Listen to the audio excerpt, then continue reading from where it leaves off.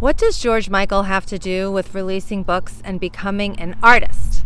So George Michael released the Faith video in the late 80s, and he is going for it. Like, if you need inspiration on how to just go for it, watch Faith. I mean, it is just him in some jeans with an acoustic guitar, and he is selling it like no one's ever sold anything before. Well, fast forward a few years later, Freedom 90 comes out, and now he's more comfortable with who he is, and he is telling his story through the lyrics. It is the most elegant coming out that I've ever seen in my entire life. He's not even in the video, but he is saying that now I'm taking control of who I am and I'm being myself, and I'm already in it, but I'm changing course. I relate to that a lot.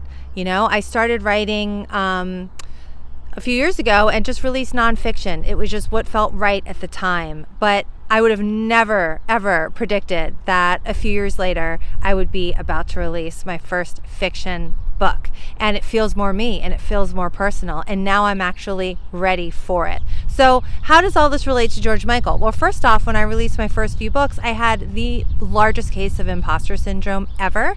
And I just, was shaking it just like George Michael was in Faith. Like, I was selling it with my heart and soul, even if I didn't feel it yet, but I just took a deep breath and I just went for it.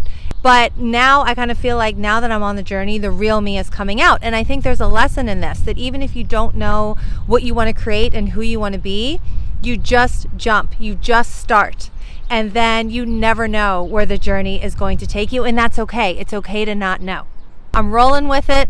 And this novel is so personal, but it is who I am. It is the story of a girl in her 20s on these adventures in LA and New York, and finding herself as an artist. And it is so personal. It is so funny. It is so great. But without the previous books, this book wouldn't be here. Just like without Faith, there would be no Freedom 90.